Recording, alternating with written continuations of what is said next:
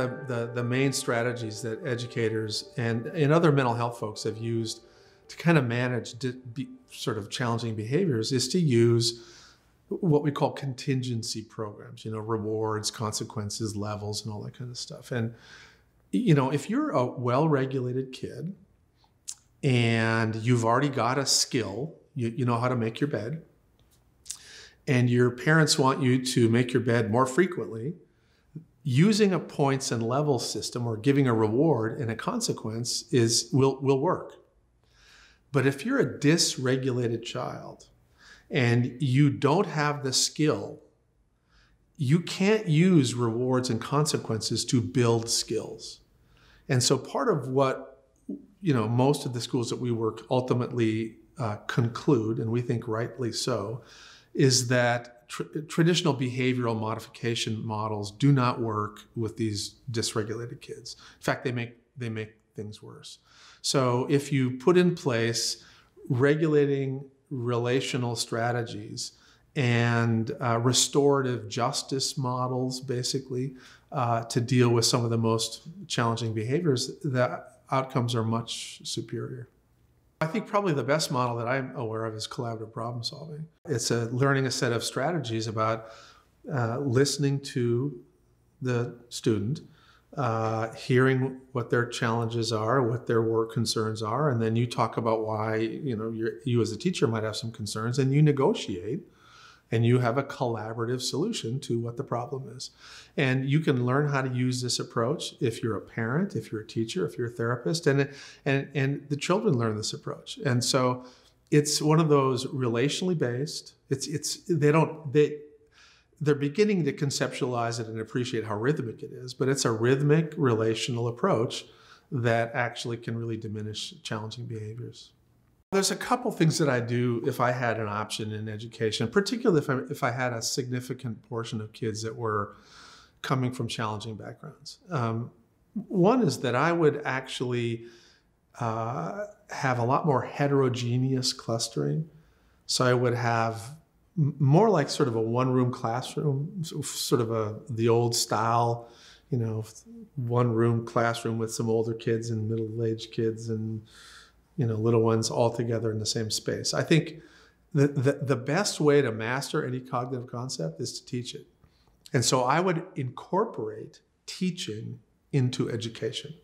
The kids have to teach, but they have to teach people who are not as advanced as they are. But if you reorganize the way you cluster kids for teaching, you can have a group of kids that might be different ages, but they'd be at the same developmental level when they're learning a certain, activity, or the social expectations would be appropriate for their social capabilities. And so you'd be much more likely to be on target when you're creating expectations and curricular elements for a group of kids, if you know where they are emotionally, socially, cognitively, and so forth. The second thing that I would do is I would actually have more continuity in teachers. So I wouldn't have teachers turn over every year.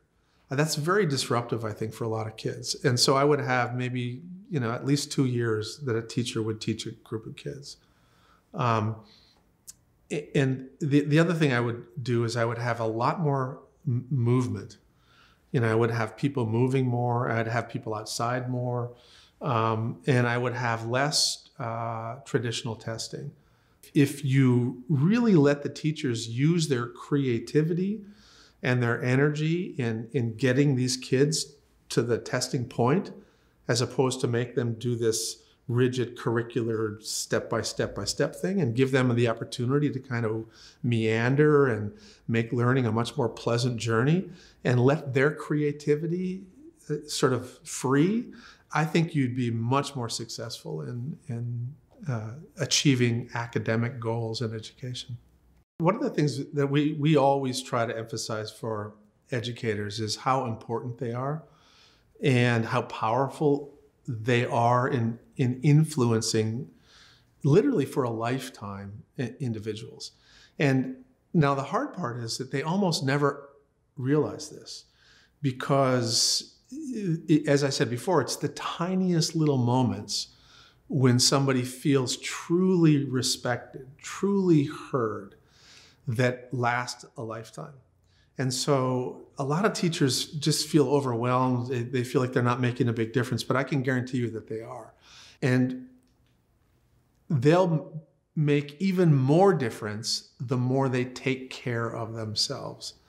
So if they come to school rested, if they take their sick days when they're sick, if they really take their vacations, if they learn how to, don't overwork yourself, and do your very best to stay regulated when you interact with kids, and you can be present, you're going to make a huge difference in their lives. Even though they may not do well in your class, even though they may not get the grades you want them to get, you will be surprised at how many of them will keep you in mind as somebody who thought they could do it.